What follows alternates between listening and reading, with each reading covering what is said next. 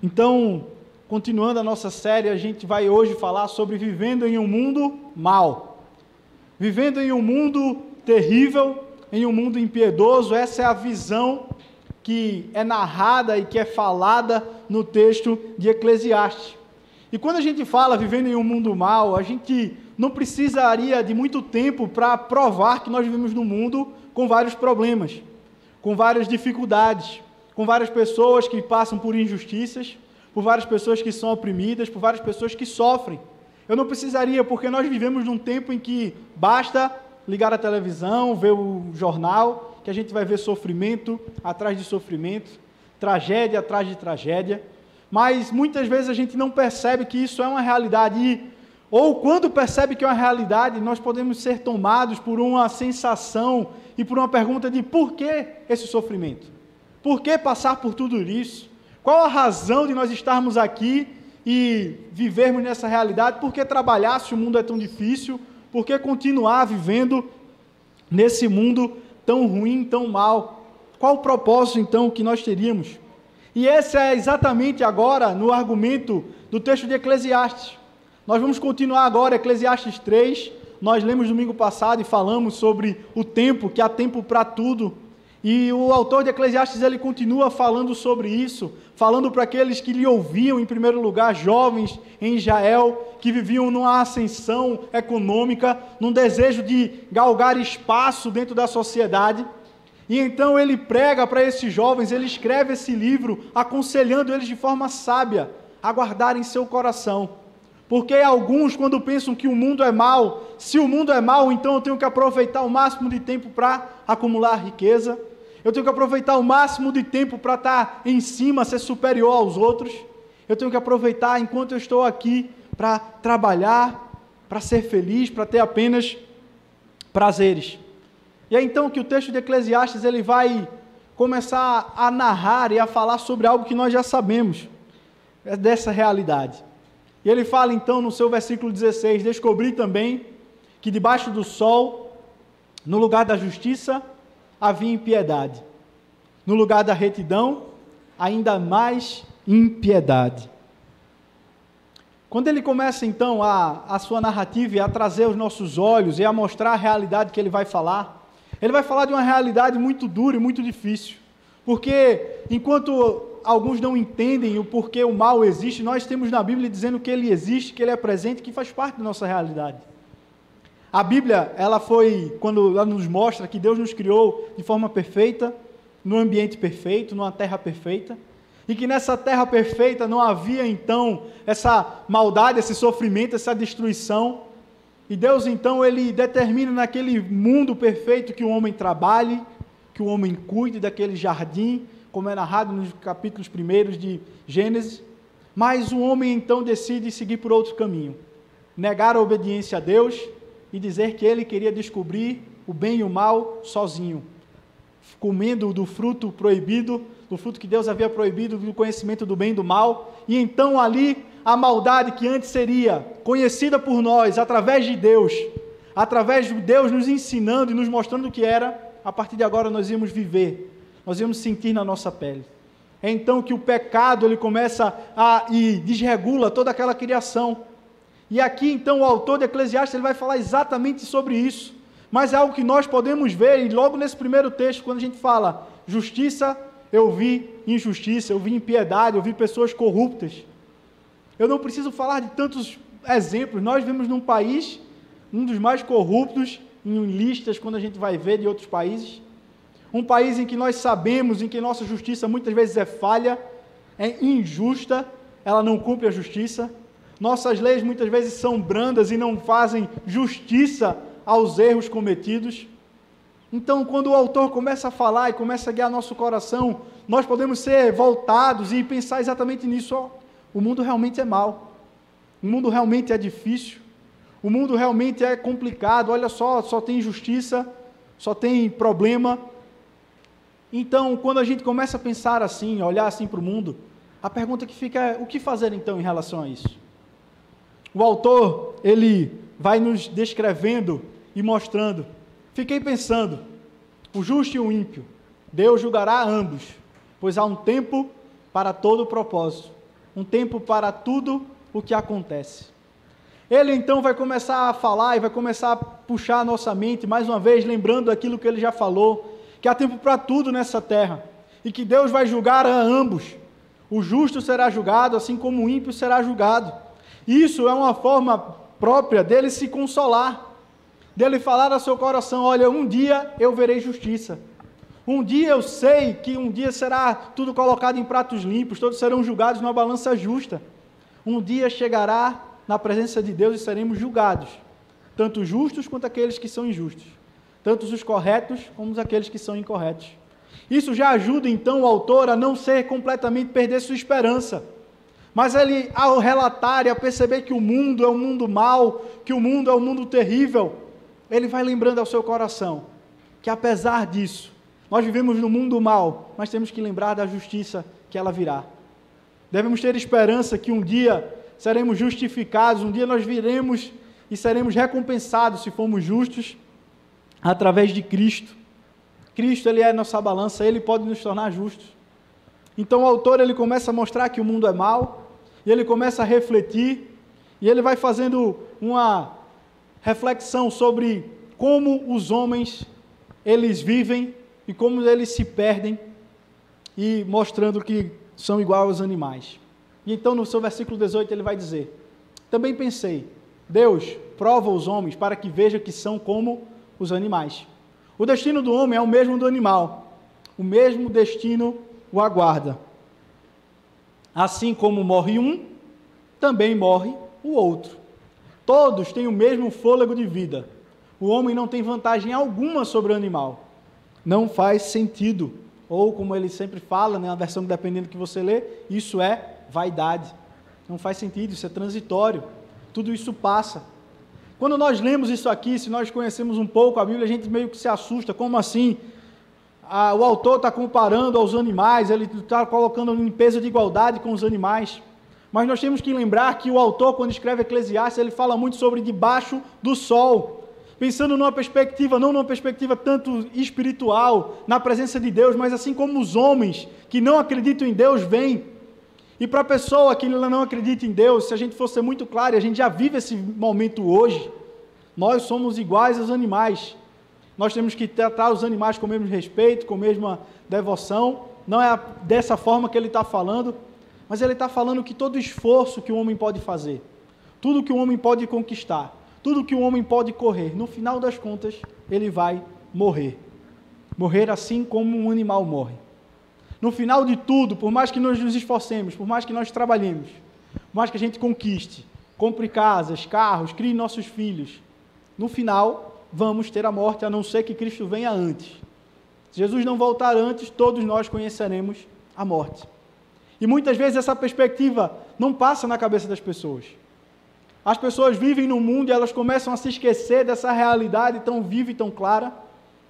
Nossa sociedade teve a experiência da pandemia, que serviu muito para falar para o mundo ocidental, um mundo de paz, um mundo que não via tantas guerras, apesar de no Brasil a gente ter guerras que não são declaradas, mas um mundo que por muitas vezes não conhecia mortes tão rápidas. Nossa geração agora, assim como outras na história, sabem e perceberam que a nossa vida, ela pode acabar a qualquer momento. É exatamente isso que o autor está querendo trazer para o nosso coração. Preste atenção. A gente pregou isso no domingo passado, falou sobre o tempo, a gente está falando em Eclesiastes, tudo é vaidade, que deve mover o nosso coração. Quando ele fala, e continua no seu argumento, ele vai dizer: todos vão para o mesmo lugar, todos vieram todos do pó, e ao pó retornarão. Quem pode dizer se o fôlego do homem sobe para as alturas, e se o fôlego do animal desce para a terra? Essa pergunta que ele faz não é uma pergunta em que ele não conhece a resposta. Ele sabe, conhece, mas ele então reflete como pessoas que não conhecem a Deus, que não pensam e não colocam Deus em primeiro lugar. Que garantia teremos de um futuro? Que garantia temos de uma esperança no dia de amanhã? E ele aqui vai trazer mais uma vez a linguagem de Gênesis. Nós fomos criados do pó, fomos criados da terra, e quando morremos voltamos ao pó. Homem e animal receberam o fôlego da vida.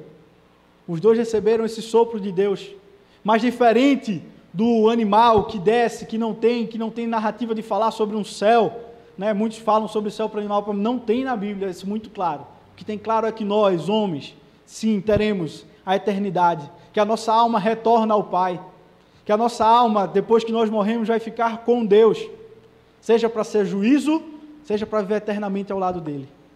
Mas quando ele começa a falar isso, ele começa a questionar e a falar exatamente de uma perspectiva muito pessimista, muito triste, porque ele vai dizer, olha, não adianta fazer nada. O mundo é mau, o mundo é injusto, a gente vê maldade no lugar da justiça, a gente está vendo só miséria, só desgraça. No fim das contas, nós somos iguais aos animais, no fim das contas, nós vamos morrer e vamos virar pó. Ele então começa a falar isso, e é exatamente essa mentalidade que a gente precisa pensar, porque às vezes perpassa na nossa cabeça. No momento em que, e é exatamente por essa pergunta meio que inconsciente está na gente, a gente não para refletir sobre isso, então ele vai mostrar, ele vai falar, o homem então decide guiar sua vida para outro caminho. Ele decide então, e nós sabemos que é assim na nossa sociedade, ganhar riqueza, ser maior que os outros. E o homem então tenta esconder essa questão e esse dilema, sufocando essa pergunta que esse autor faz de forma muito clara: qual o sentido então de tanto sofrimento? Por que passar por tudo isso? Como suportar? Se nós no fim das contas seremos como os animais, iremos voltar simplesmente ao pó. E para um homem que não conhece a Deus, para alguém que não acredita na eternidade, realmente deve ser muito triste chegar no final da vida. Ao conversar com pessoas que não acreditam em Deus ao final da vida, é muito complicado, porque realmente o fim é iminente. A certeza de que o vazio virá para essas pessoas é muito assustador.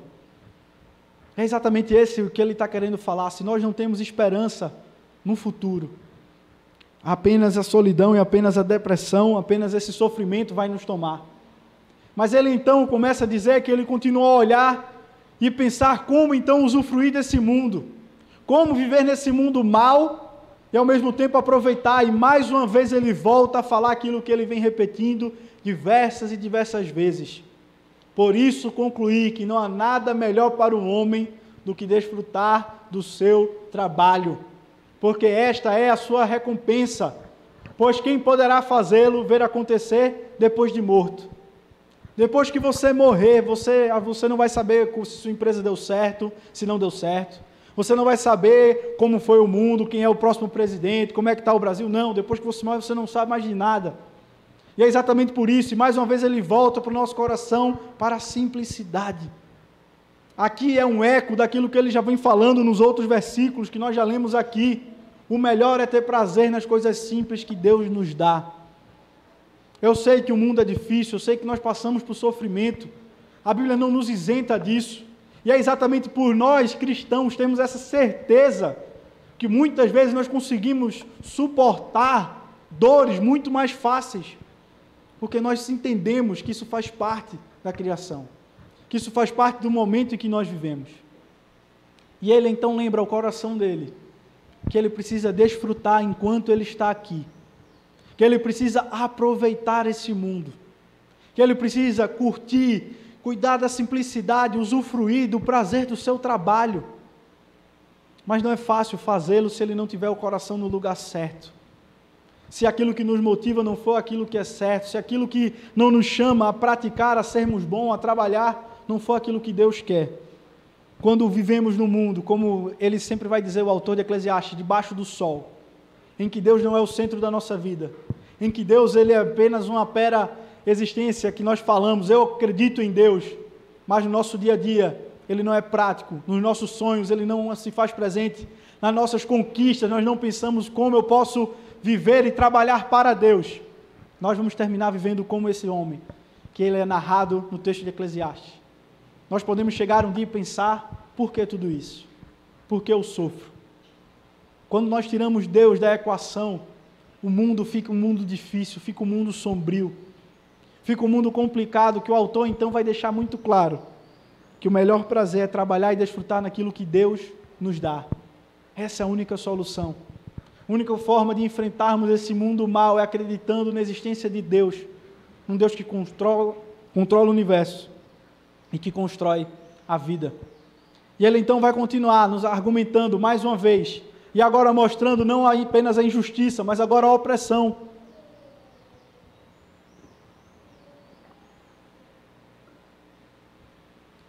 De novo olhei e vi toda a opressão que ocorre debaixo do sol. Mais uma vez ele narra e aponta para aquilo que ele enxerga na sociedade, que nós vemos de forma muito clara, até nos dias de hoje. Vi as lágrimas dos oprimidos, mas não há quem os console. O poder está do lado dos seus opressores, e não há quem os console. Por isso, considerei os mortos mais felizes do que os vivos, pois estes ainda têm que viver. A conclusão que ele vai chegando é uma conclusão terrível. No entanto, melhor que ambos é aquele que ainda não nasceu, que não viu o mal que se faz debaixo do sol. Eu não sei se você já conversou com pessoas que já falaram sobre isso, que já falaram exatamente dessa perspectiva.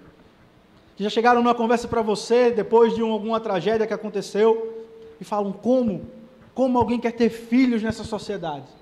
Como alguém quer ter filhos nesse mundo?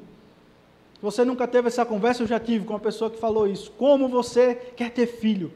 Como você quer colocar uma criança nesse mundo mau, nesse mundo corrompido, nesse mundo injusto, nesse mundo onde existem opressores, onde existem pessoas que querem pisar nos outros? Essa é exatamente uma conclusão que já havia no tempo de Eclesiastes. Pessoas provavelmente já falavam aquilo, já ecoava no coração delas. E isso então é colocado na Bíblia, exatamente esse pensamento. Melhor mesmo é estar morto do que viver esse tempo. Melhor mesmo é não ter nem nascido. Jó, quando encara o sofrimento e a tristeza, essa é uma das frases dele durante o sofrimento. Melhor era eu não ter nascido. Quando no momento da dor essa pergunta pode vir, no momento da dificuldade, esse clamor pode vir ao nosso coração e vem, é real. Nós já pregamos sobre isso aqui, não é pecado pensar nisso, não é pecado falar isso, porque é bíblico. A Bíblia fala que pessoas pensaram assim, Jó pensou assim, salmistas pensaram dessa forma, ecoaram aquilo que estava na sua alma. Mas esse é exatamente o desespero que a sociedade pode estar passando. Ao passar pela dificuldade, a passar por problemas, é chegar e pensar que a única razão por que continuar vivo. E um dado que infelizmente eu repito por várias vezes aqui, o suicídio é a segunda maior causa de morte entre jovens no mundo hoje. Os jovens hoje olham para o mundo, olham para essa realidade, eles pensam exatamente isso muitas vezes. Para que continuar vivendo? O melhor mesmo é morrer e assim eu acabo com a minha dor. Mas essa não é a intenção do autor, que nós tenhamos esse desespero. Ele está falando isso porque ele sabe que isso passa no nosso coração quando vemos a opressão, quando vemos a dificuldade, quando vemos injustiça. Ele sabe que muitas vezes os homens guiam seu coração exatamente por isso. Eu quero ser o primeiro para eu não estar sofrendo. Eu quero estar acima de todos para eu não ver sofrimento. Não sei se você também já falou essa frase, uma piada que se falava: quando eu ganhar na Mega Sena eu não quero ver ninguém sofrendo. Vou me mudar, vou para outro país, vou morar numa cabana, bem longe dos meus amigos, que eu não quero ver ninguém sofrendo perto de mim. E eu falava: você é muito bom para esse meu amigo, né? Quer ver ninguém sofrendo, se muda. Mas é exatamente isso, muitas vezes a gente simplesmente não quer ver mais. E as pessoas pensam nisso: poxa, quando eu tiver dinheiro, quando eu tiver recurso, eu não vou ter mais sofrimento, eu não vou mais passar por isso, então para isso eu vou fazer qualquer coisa. Eu vou pisar nas outras pessoas, eu vou oprimir quem tiver que eu oprimir, eu vou ser o primeiro porque eu não quero sofrer. Quantas pessoas não falam que trabalham e se matam de trabalhar porque querem ver no futuro, descansar? Quantas vezes eu vejo pessoas: não, hoje eu trabalho 20 horas do meu dia, porque no futuro eu quero ter descanso, eu não quero ter sofrimento. Eu vou dar todo o gasto que eu tenho agora, toda a minha juventude, eu vou me colocar aqui no trabalho, no estudo. E quando a gente começa a ver e ouvir esse discurso, se você já fez ele para o seu coração, saiba que você está muito semelhante àquela parábola que Jesus fala no Novo Testamento, ao rico insensato, que pensou exatamente dessa forma: olha, eu vou fazer o seguinte, eu vou construir várias represas, eu vou construir vários celeiros e vou guardar toda a minha fortuna para eu não ter mais preocupação, para quando eu me deitar à noite eu não me preocupar com o sofrimento, com a fome, com a dor, com nada, porque eu vou ter tudo, eu vou ter riqueza. E Jesus diz que nessa noite, quando depois ele constrói tudo, alguém vai pedir a alma dele. E do que vai ter adiantado? Do que vai ter adiantado tudo isso? Do que vai ter adiantado ter pisado nas pessoas, ter feito sofrimento, ter oprimido alguém? Do que vai ter adiantado gastar tanto tempo trabalhando, se esforçando, sem curtir seu filho, sem curtir sua família, destruindo o seu corpo, destruindo a sua mente? Se você morrer durante a noite, de nada. É exatamente isso que o autor de Eclesiastes está falando para aqueles jovens lá de Israel, mas é também uma mensagem para nós, hoje que vivemos numa sociedade que vive para o trabalho, que vive para construir, que vive para a produtividade, que vive para estar 100%, todo dia ocupado, todo dia da agenda você tem alguma coisa para fazer, todo momento você está pensando no plano seguinte, no que vai acontecer, o que eu preciso conquistar. Mas e se tudo acabar? E se você morrer? Do que valeu? Essa é a pergunta do livro de Eclesiastes o tempo todo, que vem ecoando capítulo a capítulo. Do que adianta? Melhor é desfrutar do trabalho, comer e beber e se alegrar em Deus.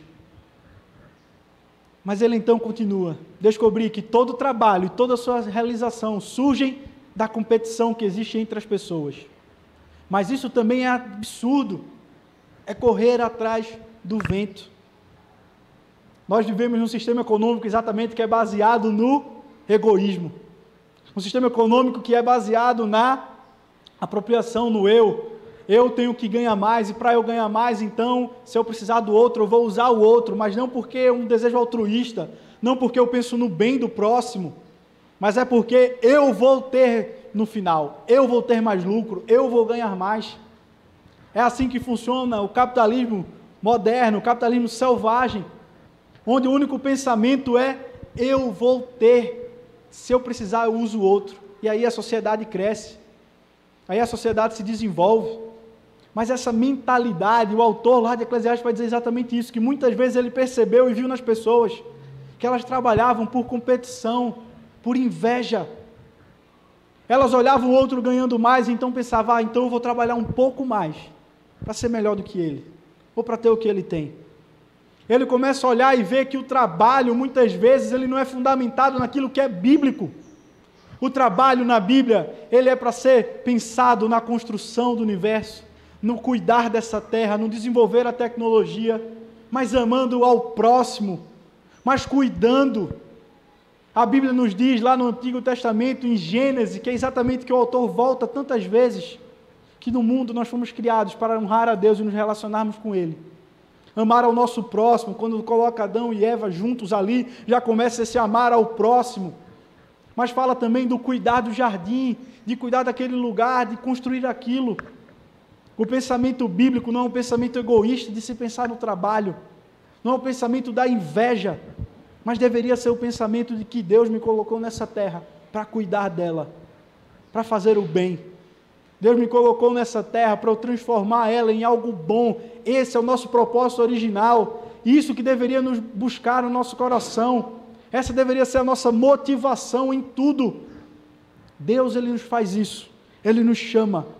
Porque Ele sabe, e aqui em Eclesiastes deixa muito claro, que se nós não tomarmos cuidado, o motivo do nosso trabalho, o motivo do nosso esforço, pode ser o desespero de querer logo a tranquilidade, de querer logo viver longe do sofrimento, longe da dor. Pode ser realmente a inveja, a ganância, o egoísmo de querer ter tudo, de querer ter mais que o outro. E então ele vai terminar. É claro que ele continua seus argumentos, mas eu vou parar por aqui hoje, até o seu versículo 6. E ele vai dizer assim, o tolo, vendo o mundo, vendo tudo isso, vendo o sofrimento, vendo essa opressão, vendo que o trabalho não tem significado, vendo todas as dificuldades, olhando para isso, o tolo cruza os braços e destrói a própria vida. E depois eu vou ficar indo e voltando nessa tela, não se preocupe. Mas ele vai usar então 3 formas que nós podemos viver e pensar no mundo. 3 formas que nós podemos então nos motivar e olhar. Ele diz, olha, alguém pode olhar para o mundo, ver essa tristeza, ver essa dificuldade, ver a maldade, ver a opressão, ver a competição, e dizer assim, então realmente não há razão no trabalho. Então realmente eu vou cruzar meus braços, e o texto bíblico vai dizer assim, comer a própria carne, né? A linguagem bíblica lá no hebraico. E essa é exatamente essa imagem, cruza o braço e come, você não vai nem fazer esforço, você vai gastar toda a sua riqueza, todo o seu trabalho, e você vai viver então com a preguiça, você não vai trabalhar, então você vai conseguir a única coisa que é a sua própria ruína. Mas ele então vai nos dar outra imagem, também com braços, também com as mãos. Se ele vai dizer que o tolo, olhando a maldade, olhando a dificuldade, olhando para tudo, cruza os braços e não faz nada, ele vai dizer, melhor ter um punhado com tranquilidade do que 2 punhados à custa de muito esforço e de correr atrás do vento. A visão que ele nos traz de forma muito clara, o tolo, o preguiçoso, aquele que olha para o mundo, desfalece, não vê motivação, ele cruza os braços, não trabalha, come a própria carne, né? Se eu for pensar o próprio canibalismo, ou nesse sentido econômico, de gastar seus próprios recursos ao ponto de não conseguir mais viver, e então ele vai ter a pobreza. Ou ele vai falar, é melhor ter um punhado, apenas um pouco de trabalho. E um punhado não é o suficiente para encher uma mão. Se você já fez alguma receita, quando fala um punhado de alguma coisa, é algo pequeno, é exatamente essa a ideia da Bíblia. Essa é a ideia de Eclesiastes, é melhor ter um punhado, ter uma coisa pequena na mão, um pouco de trabalho, do que usar minhas 2 mãos para correr atrás do trabalho, gastar todo o meu tempo, todo o meu esforço, toda a minha dedicação, toda a minha vida, porque isso é correr atrás do vento. Essa mentalidade é exatamente o que ocorre nos dias de hoje. Nós podemos ver pessoas desistindo, pessoas entrando em depressão, ficando nos seus quartos sem querer continuar, ou pessoas porque trabalharam tanto, correram tanto atrás do vento, que hoje nós temos a famosa síndrome de burnout, que é muitas vezes um dos grandes indicadores dela é o trabalho excessivo, é o excesso de trabalho, o excesso de estresse. Nós vivemos num tempo, numa sociedade fatigada, numa sociedade que está o tempo todo estressada, que está o tempo todo correndo, que está o tempo todo trabalhando. Quando nós vamos vendo na Bíblia, e vamos pensando, o padrão mesmo da história do povo de Deus, o povo de Deus não era um povo que se via muito falar, no tempo, por exemplo, da Reforma, era falado de que uma das características do povo de Deus era porque eles não eram luxuosos, eles não ficavam com luxo, a igreja reformada não era uma igreja luxuosa. Se a igreja católica tinha tanto ouro, a igreja reformada decidiu, não, vamos viver com pouco que Deus nos dá, a gente vai trabalhar muito, vai fazer o melhor, mas se a gente não vai acumular, não vai ter riqueza, não tem para que isso. Mas essa mentalidade muitas vezes falta em nós, de olhar para o trabalho, de pensar no trabalho como algo que Deus pode nos dar, mas tem que ser no tamanho certo. Jesus no Novo Testamento vai deixar muito claro por várias passagens, o melhor é ter contentamento, o melhor é viver feliz. Quando nós não temos Jesus no nosso centro, quando nós não temos Deus como nosso centro, que vai regular toda a nossa vida, regular nossa visão do trabalho, a nossa visão do mundo, tudo vai ficar desse jeito, tudo vai ficar pesado, vai ficar triste, vai ficar desesperador.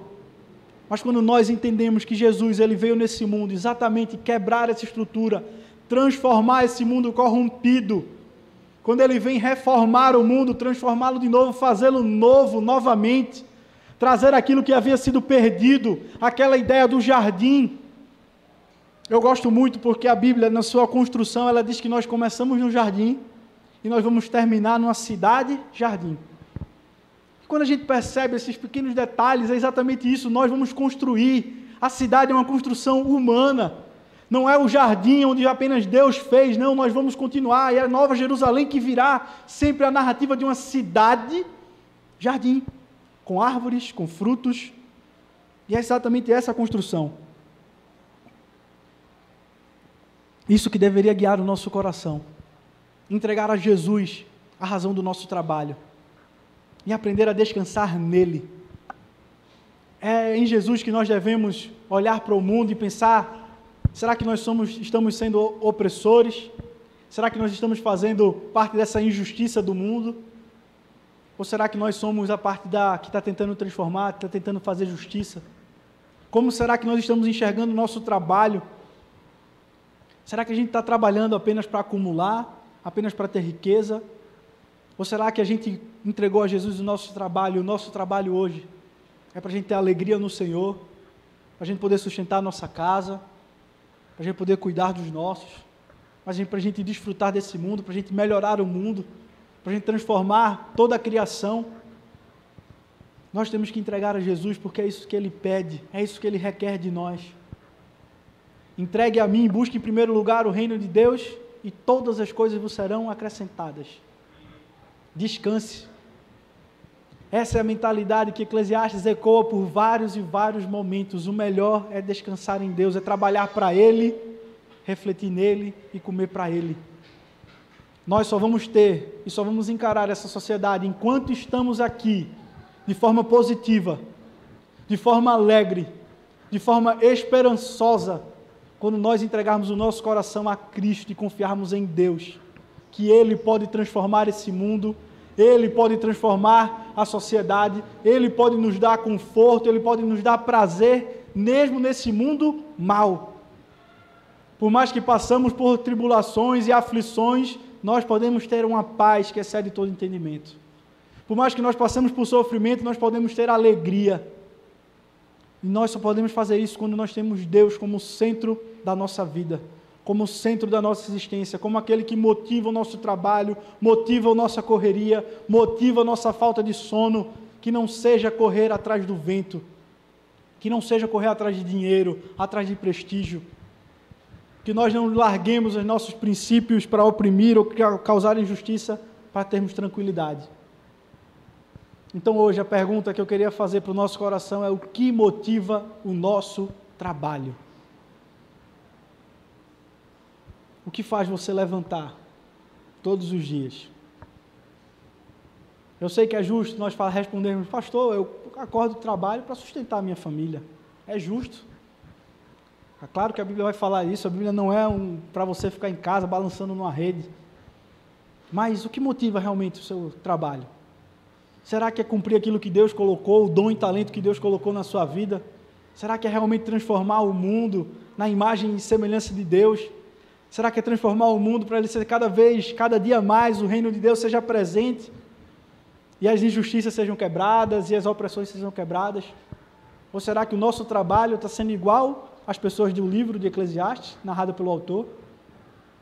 Apenas por inveja, por egoísmo, por ganância, apenas por realmente é o que está todo mundo fazendo, então eu vou correr também.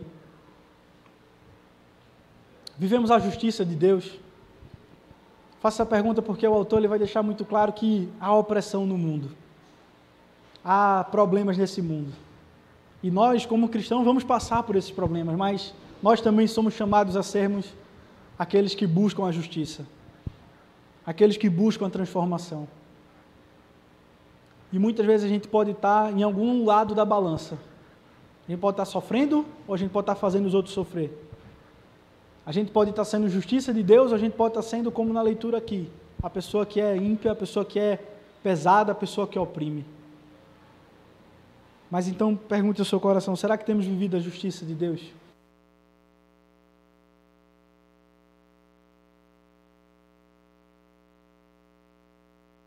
Se no texto de Eclesiastes, estou com medo de ter pregado o tempo todo sem bateria, mas acho que não, só o final.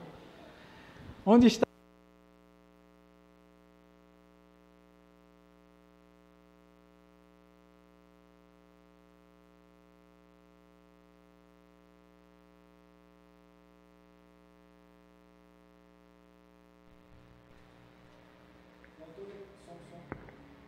O autor de Eclesiastes, ele informa som.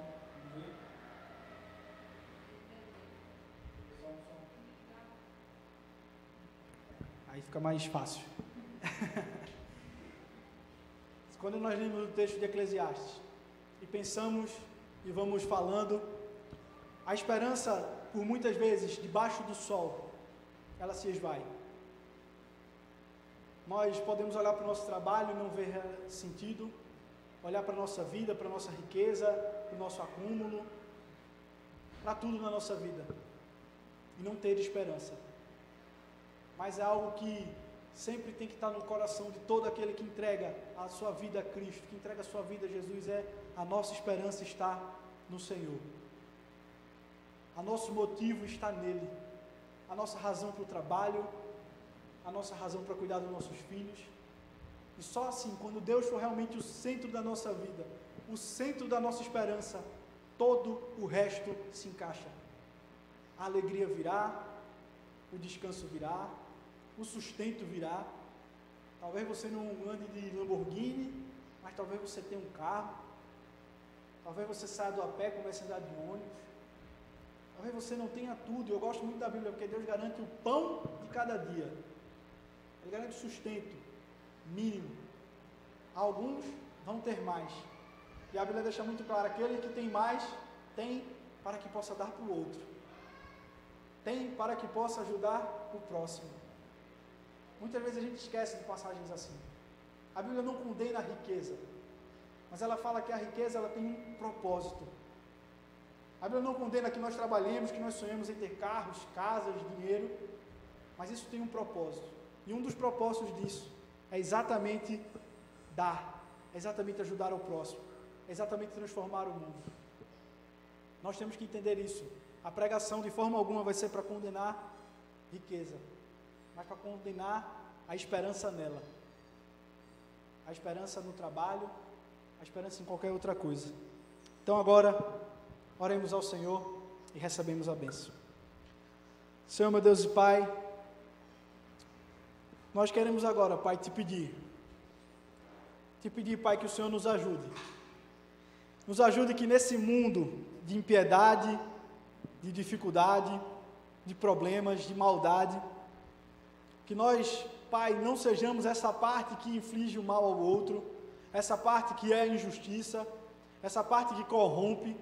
O Senhor nos ajuda a sermos realmente a transformação desse mundo.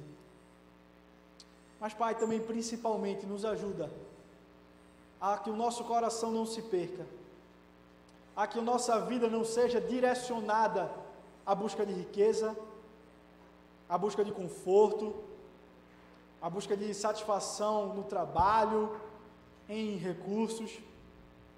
Pai, nos ajuda que o nosso coração seja sempre guiado e motivado pelo Senhor.